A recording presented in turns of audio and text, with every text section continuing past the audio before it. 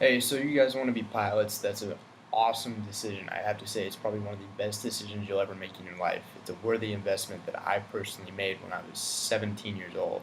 It cost me a handful of money, but it was well worth the investment, and I'm here to guide you on how you can actually get this process done. It all starts off with money. That's the whole thing.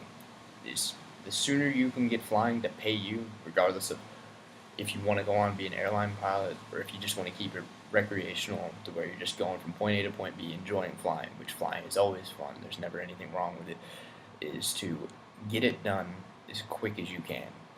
You know, I seriously recommend that when you go into it, get all your money lined up firsthand. You have it all stacked up. I personally had about 8 grand reserved for this, and then once I had that all lined up, I went to it, and I was going 5 days a week, spending it, and I got it all done in 2 months at the minimum time. I seriously recommend this approach. It's going to save you a lot of time relearning, and in that fact, the less time you spend relearning, less money spent. And flying is an expensive hobby, but it's a well worth it. Um, the next thing would be find an instructor that you work. There's many different instructing options. You got your 141 schools and your 61 schools. 141 schools are going to be more structured, and they're not going to be as student oriented. They're more of the bigger schools. What I seriously recommend is go to a Part 61 school. It's going to be more of a one-on-one approach, and it's going to be more structured to your learning needs. That's what I learned at. I personally favor them, and you can ask many pilots, and they're going to lean towards 61s just because it's a little bit more user friendly in a way. So 61s, look into that, and that's a good option for you. And then once you go to find your school that you want to learn at, find an instructor that works for you. That is going to be your biggest key. Is you're going to spend at least 40 hours in the cockpit with your instructor, and the more you find that you're compatible with this guy, you guys both bounce off each other with the questions and feel comfortable with them, the more successful you're going to be and the more you're going to gain from it because you are paying money for this. There's no way getting around it. So get your money's worth out of it because it's an expensive hobby that'll eventually pay off, but you got to be able and willing to commit and put the time in and have fun while you're doing it. That's one of the biggest keys.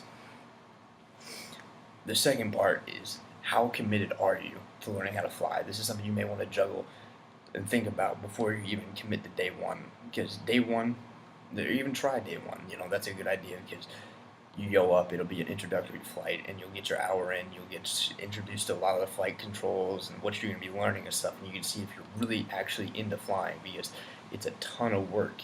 It's not something, if you want to do it cheap, you gotta be committed. It's not just flying, it's something that you kind of do on the side. You gotta be able to go home and hit the books and know what you're doing. Because if you don't, you're going to spend more money. The more you can do on your own and not pay for it, the less money you'll spend, and less money spent is always better. Now, what I did when I was learning and got my private, I would go to school, do my time, get all my instruction done, and then when I got home, I'd go to this through the Sporty's home study course. It's Sporty's, so you want to learn how to fly series. It's about $300. It's a home study kit. It's all good.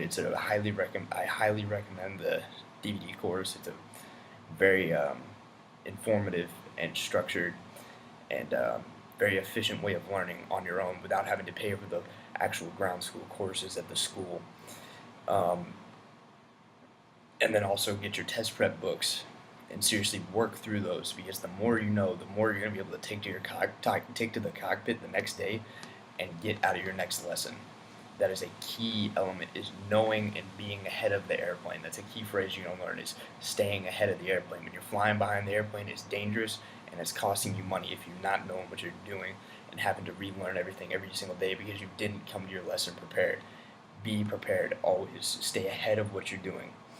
It's a key element in flying, is know what you're doing because it's not just like driving a car. When you get in a plane, you have passengers. It's not just your life. It's everyone else's in the plane. Be proficient in what you do and take pride in it. Um, but work hard. It's a worthy investment that I've always enjoyed in my life, and I'm in the pursuit of right now working on my IFR and the next commercial, and then eventually all the other ratings to get me to where I want to do back in Alaska. Like I got to learn in Alaska, and it was the poisoned me because I can never fly anywhere else now because nothing even compares to it. But Any questions that you guys have towards getting your license, shoot me questions. It works. I can work on them. I have many connections in the field, um, and I can get back to you. So comments, shoot me a question. I'll get back to you. I'll post another video, and then we can get rolling. But if you want to learn how to fly, I recommend you do it. Go for it. Try it out, and commit. That's all that it takes. And work hard.